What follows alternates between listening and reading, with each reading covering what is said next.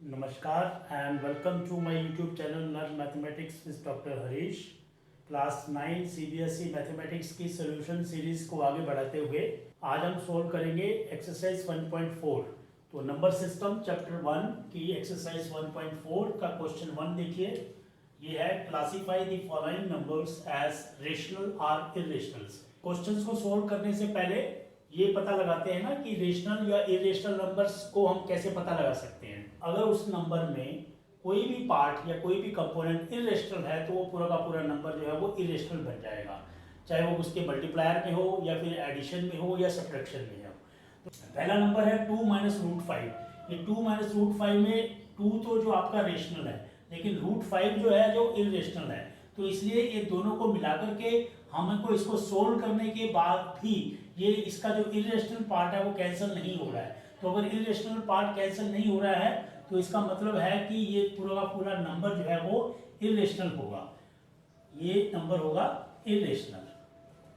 ठीक है, ऐसे अब नेक्स्ट नंबर को देखिए। ये इस नंबर में हम कोशिश करेंगे कि इसको सोल्व करने की। अगर सोल्व करने के बाद इसका इरेशनल पार्ट जो है वो कैंसिल आउट हो जाता है तब तो वो रेशनल हो सकता है, अदरवाइज ये जो है वो इरेशनल ही रहेगा। जैसे इस नंबर में रूट 3 जो है वो इरेशनल है, लेकिन इसको सोल्व करके देखते हैं तो ये सोल्व करके ऐसे आ जाएगा 3 प्लस अंडर रूट ऑफ 23 और फिर ये ब्रैकेट खोल करके ये minus of under root of 23।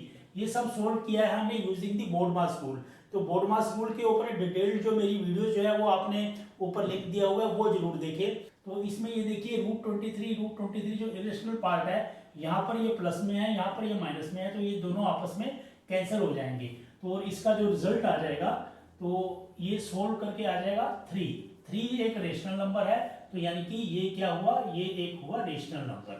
तो इसको हालांकि इसमें जो ओरिजिनल नंबर था उसमें इरेशनल पार्ट था, लेकिन सोल्व करने के बाद इरेशनल जो पार्ट है, इरेशनल कंपोनेंट है वो कैंसिल आउट हो जाता है और फाइनल जो नंबर बनता है वो एक रेशनल बनता है। तो इसलिए हम इसको नंबर को लिखेंगे रेशनल। नेक्स्ट नंबर देखिए, इसमें इस नंबर को देखिए आपका न्यूमरेटर और डिनोमिनेटर। न्यूमरेटर और डिनोमिनेटर में आपका जो है दोनों में इरेशनल कंपोनेंट है, लेकिन ये दोनों सेम इरेशनल है और ये न्यूमरेटर और डिनोमिनेटर बीइंग कॉमन फैक्टर, दोनों को कॉमन फैक्टर होने की वजह से वो कैंसिल आउट हो सकते हैं। तो फाइनल जो आपका नंबर बनता है आफ्टर सोल्विंग ये 2/7 बनता है और 2/7 एक रेशनल नंबर है, तो इसलिए पूरे का पूरा नंबर जो है वो रेशनल होगा। ठीक है, नेक्स्ट देखिए नंबर 1/√2। 1/√2 में जो आपका डिनोमिनेटर में है वो एक इरेशनल पार्ट है। तो इसको हम कोशिश कर सकते हैं कि ये रेशनल बनता है कि नहीं बनता है। तो उसको हम कैसे करेंगे कि इसको हम जो है रेशनलाइजेशन मेथड से कोशिश करते हैं। डिनोमिनेटर को रेशनलाइजेशन करना होता है तो वो इस प्रकार करते हैं, जैसे ये 1/√2 है तो हम न्यूमरेटर और डिनोमिनेटर दोनों में जो है हम मल्टीप्लाई कर देंगे √2 को। √2 क्या है, √2 जो हमारा डिनोमिनेटर है उसके ऊपर नीचे दोनों यानी कि न्यूमरेटर और डिनोमिनेटर में मल्टीप्लाई कर देंगे। तो जब मल्टीप्लाई करेंगे तो न्यूमरेटर में बन जाएगा 1 इंटू √2 और नीचे बन जाएगा √2 का होल स्क्वायर और ये फाइनल नंबर बन जाएगा √2 डिवाइडेड बाई ये स्क्वायर से स्क्वायर रूट कैंसिल आउट हो जाएगा और ये बन जाएगा आपका 2, तो √2/2। लेकिन ये देखो आपको हमने रेशनलाइजेशन यानी कि डिनोमिनेटर के रेशनलाइजेशन करने के बावजूद भी ये जो नंबर है वो रेशनल नहीं बना, क्योंकि अब जो इसका जो इरेशनल पार्ट है वो न्यूमरेटर में शिफ्ट हो गया। तो लेकिन पूरा का पूरा नंबर अभी भी इरेशनल है, तो ये पूरा का इसलिए नंबर जो है क्या होगा, ये इरेशनल कहलाएगा। ये नंबर हुआ इरेशनल। अब फिफ्थ पार्ट इसका देखिए, फिफ्थ है ये 2 इंटू पाई। 2 इंटू पाई का देखिए आपके ये जो आपका 2 है 2 इंटू पाई। अब 2 इंटू पाई में 2 जो है वो तो रेशनल है, लेकिन पाई एक इरेशनल नंबर होता है। तो 2 इंटू पाई अगर इसको मल्टीप्लाई करेंगे तो ये इरेशनल ही बनेगा, तो इसलिए ये भी क्या हुआ, ये भी इरेशनल हुआ। ठीक है, तो इस प्रकार आपको पता लगाना है कि उसमें सोल्व करके देखिए। अगर तो आपके इरेशनल कंपोनेंट्स जो है कैंसिल आउट हो जाते हैं और फाइनल रिजल्ट जो है आफ्टर रिजॉल्विंग आपका रेशनल आता है तो नंबर रेशनल होगा, अदरवाइज वो इरेशनल ही होगा। तो एक्सरसाइज 1.4 का सेकंड क्वेश्चन है, simplify each of the following expressions. यानी कि कुछ आपको एक्सप्रेशंस दी हुई हैं, इनको आपने सिंप्लीफाई करना है। तो इनको सिंप्लीफाई करने के लिए जो जैसी भी एक्सप्रेशन है उसको using the general algebraic formulas हम इनको सोल्व कर सकते हैं। जैसे कि पहला आपका है, this is a 3 plus root 3 in bracket multiplied by in bracket 2 plus root 2। तो इसको जो हमने लॉज पढ़े हुए हैं, लॉज ऑफ आपने सर्च में भी पढ़े हैं कि किस प्रकार से जो है हम जो है डिस्ट्रीब्यूटिव लॉ या फिर एसोसिएटिव लॉ या फिर कम्यूटेटिव लॉज, तो ये कुछ डिफरेंट लॉज है जिसकी सहायता से जो है हम जो है इनके एक्सप्रेशंस को सोल्व करते हैं। तो जैसे ये है तो इसको डिस्ट्रीब्यूटिव लॉ अप्लाई करेंगे, और डिस्ट्रीब्यूटिव लॉ अप्लाई करेंगे तो ये क्या हो जाएगा, इस ब्रैकेट का 3 प्लस रूट 3 का हर एक कंपोनेंट यानी कि हर एक टर्म जो है वो मल्टीप्लाई होगी दूसरी टर्म से। जैसे कि ये 3 जो है ये मल्टीप्लाई होगी पूरी की पूरी आपकी 2 प्लस रूट 2 से, तो ये आ जाएगा is equal to 3 into multiplied means 2 plus root 2, and फिर ये पीछे प्लस का साइन है तो ये प्लस का साइन आ जाएगा ऐसे प्लस, और फिर ये रूट थ्री ये मल्टीप्लाई होगा 2 प्लस रूट 2 से। इस प्रकार से हमने जो है डिस्ट्रीब्यूटिव प्रॉपर्टीज लगा करके इसको हमने ओपन कर लिया है। अब क्या करेंगे, हम इसको फर्दर डिस्ट्रीब्यूटिव प्रॉपर्टी करेंगे, और ये जो है 3 जो है ये अंदर पूरी की पूरी टर्म से हर एक से मल्टीप्लाई होगा, तो ये आ जाएगा 3 इंटू 2 प्लस 3 इंटू रूट 2। फिर इस ब्रैकेट को खोलेंगे, इस ब्रैकेट को खोलने के लिए अगेन अप्लाइंग दी डिस्ट्रीब्यूटिव लॉ, तो ये रूट 3 जो है अंदर की हर एक टर्म से मल्टीप्लाई होगा, तो ये आ जाएगा 2 into root 3 plus root 2 multiplied by root 3। इस प्रकार से आ जाएगा। इसको फर्दर सोल्व करेंगे तो ये 3 इंटू 2 6 आ जाएगा, plus 3 under root 2 plus 2 root 3 plus ये आ जाएगा अंडर रूट ऑफ, क्योंकि दोनों अंडर रूट में है तो रूट को हम अंदर ले जाएंगे तो अंदर ये मल्टीप्लाई हो जाएंगे। ये अभी हमने जो है सर्ट्स में हमने पढ़ा था, तो ये 2 इंटू 3 आ जाएगा। तो इसको फर्दर सोल्व करेंगे तो ये आ जाएगा 6 plus 3 root 2 plus 2 root 3 and plus root 6। इसके फर्दर कोई भी ऐसा एक्सप्रेशन नहीं है जो कि फर्दर रिजोल्व हो सके, तो यही आपका जो है फाइनल आंसर आ जाएगा, यही आपका फाइनल आंसर आ जाएगा। नेक्स्ट एक्सप्रेशन देखिए नंबर 2, ये है 3 plus root 3 multiplied by 3 minus root 3।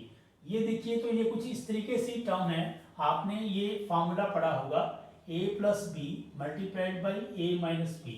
तो इसको मल्टीप्लाई करें तो ये क्या आ जाता है, a square minus b square. इसको मेथड वही है, ये फार्मूला भी कहाँ से आता है, इसको जब हम मल्टीप्लाई करेंगे तो आपको यही फार्मूला बनता है। तो हम ये डायरेक्ट फार्मूला यूज कर सकते हैं। यहाँ पर इसमें 3 जो है उसको a मान सकते हैं, रूट 3 को हम b मान सकते हैं।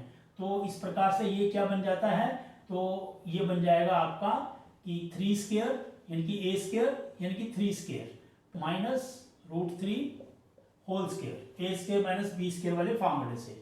और ये आगे फर्दर बन जाएगा 3 3 9 माइनस रूट 3 होल स्क्वायर, तो ये रूट 3 जो है स्क्वायर से कैंसिल हो जाएगा, तो ये आ जाएगा 9 माइनस 3 इज इक्वल टू 6। तो इसको सिंप्लीफाई किया तो आंसर आ गया 6 which is the final answer. तो क्वेश्चन 2 का थर्ड पार्ट देखिए, this is root 5 plus root 2 whole square. तो इसको होल स्क्वायर में करेंगे तो ये भी आपको फार्मूला मालूम होगा कि a प्लस बी का होल स्क्वायर, ए स्क्वायर प्लस बी का होल स्क्वायर जब हम खोलते हैं तो ये बनता है आपका a square plus 2 times a into b square. ये फार्मूला आपको मालूम होगा, इसी फार्मूले के जो है यूज करके हम जो है इसको ओपन कर सकते हैं, और तो उस फार्मूले के हिसाब से ये आपका बन जाएगा root 5 whole square plus 2 into root 5 into root 2 and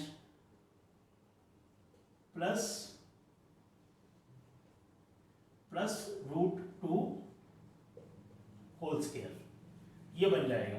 now इसको फर्दर इसको ओपन करेंगे तो रूट 5 का ये जो स्क्वायर रूट और ये स्केयर आपस में कैंसिल हो जाएंगे, ये बन जाएगा 5 प्लस 2 इंटू ये आपस के रूट दोनों रूट में है, ये रिजॉल्व नहीं हो सकते तो आपस में अंदर मल्टीप्लाई हो जाएंगे, तो यानी कि ये आ जाएगा 5 इंटू 2 अंडर रूट और प्लस फिर ये रूट 2 का ये स्केयर रूट और स्केयर कैंसिल हो जाएंगे, तो ये बन जाएगा 2। सो अब आगे क्या आ जाएगा हमारा, ये 5 और प्लस 2 जो रेशनल टर्म्स हैं, ये प्लस 5 है, ये प्लस 2 है, ये 7 बन जाएगा और प्लस 2 अंडर रूट ऑफ 10। अब इसका फर्दर रेजोल्यूशन पॉसिबल नहीं है, फर्दर सिंप्लीफिकेशन पॉसिबल नहीं है, तो आपका यही जो है वो फाइनल आंसर आ जाएगा। ठीक है, अब नेक्स्ट क्वेश्चन देखिए, फोर्थ में ये रूट 5 माइनस रूट 2, अगर आप इसको देखें तो ये भी वैसा ही है आपका, कौन सा, a माइनस बी और a प्लस बी वाला फॉर्मूला लगेगा, a minus b a plus b. तो इसका फॉर्मूला क्या होता है, ये होता है a square minus b square. तो यहाँ पर a रूट 5 को a मान लीजिए और रूट 2 को आप b मान लीजिए, तो ये बन जाएगा फिर आपका a square means root of 5 का होल square minus b square means root of 2 का होल स्क्वायर। तो इसको अब फर्दर करेंगे तो रूट 5 ये आपका कैंसिल हो जाएगा स्क्वायर रूट का स्क्वायर से, तो ये 5 आ जाएगा, माइनस ये भी ये कैंसिल हो जाएगा तो 5 माइनस 2 आ गया, तो is equal to 5 minus 2 is equal to 3, तो फाइनल आंसर आ गया 3। तो this is the final simplification. तो एक्सरसाइज 1.4 का क्वेश्चन 3 है, recall pi is defined as the ratio of the circumference say c of a circle to its diameter say d, that is pi is equal to c by d। ये formula हमें पता है कि जो पाई जो है that is the ratio of the circumference of a circle, यानी कि एक जो आपका सर्कल है उसका सर्कमफ्रेंस, सर्कमफ्रेंस मीन्स ये जो आपकी पेरिफेरल है, इसकी जो लेंथ है, जो कर्व पार्ट है, इसको बोलते हैं सर्कमफ्रेंस। तो उसको और इसका जो diameter, diameter means a line which is passing through the centre and touching the two edges on the other side of the circle, this is called the diameter, और इसको बोलते हैं, इसको बोलते हैं सर्कमफ्रेंस सी। और हमें मालूम है कि पाई जो है that is equal to C by D, तो ये सी बाई डी होता है। तो इनका कहने का मतलब है कि जब पाई जो है वो एक इरेशनल नंबर है, ये पाई एक इरेशनल नंबर है वो हमें मालूम है, और सी जो है वो एक सर्कमफ्रेंस है, तो ये एक सर्कमफ्रेंस हो गया, है ना, और डी जो है ये हो गया डायमीटर, ये हो गया आपका डायमीटर, ये हो गया आपका सर्कमफ्रेंस। तो इनके कहने का मतलब है कि this seems to contradict the fact that pi is irrational, यानी कि ये कॉन्ट्राडिक्ट कर रहा है कि पाई एक इरेशनल होगा, क्योंकि ये सी और डी दोनों रेशनल हो सकते हैं, अगर दोनों रेशनल होंगे तो पाई इरेशनल नहीं होगा, कैसे होगा, तो यही इनका कहना है, is irrational, how will you resolve this contradiction. तो इसको मैं इस तरीके से बोलूंगा कि यहाँ पर अगर डी दिया हुआ है, if D is given, that is if D is given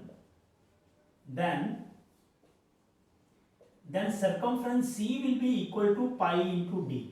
So pi is a constant and this C will be equal to pi into d. So there is no as such contradiction, क्योंकि जब हम इसको major करेंगे तो this C will be the C जो आएगा, यानी कि जो circumference आएगा, this will be the constant value pi multiplied by the given diameter d। तो इसमें जो है किसी भी डी में डी भी इरेशनल हो सकता है या सी भी इरेशनल हो सकता है, तो सी तो इरेशनल होगा अगर पाई को हम डी से मल्टीप्लाई करेंगे, तो दैट मीन्स अगर हम कोई भी सर्कमफ्रेंस होगा, यानी कि कोई भी है, तो सर्कमफ्रेंस जो है वो हमेशा उसका क्योंकि पाई से मल्टीप्लाई हो रहा है तो वो आपका क्या होगा, एक इरेशनल नंबर ही आएगा।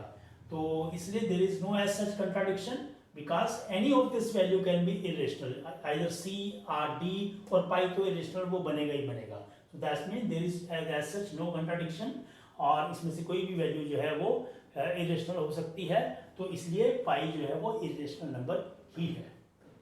तो अभी हमने एक्सरसाइज 1.4 के क्वेश्चन नंबर 1, क्वेश्चन नंबर 2 और क्वेश्चन नंबर 3 सोल्व किए हैं। इसके आगे के क्वेश्चंस के सॉल्यूशंस के लिए आप मेरा नेक्स्ट वीडियो देखिए। थैंक यू, धन्यवाद।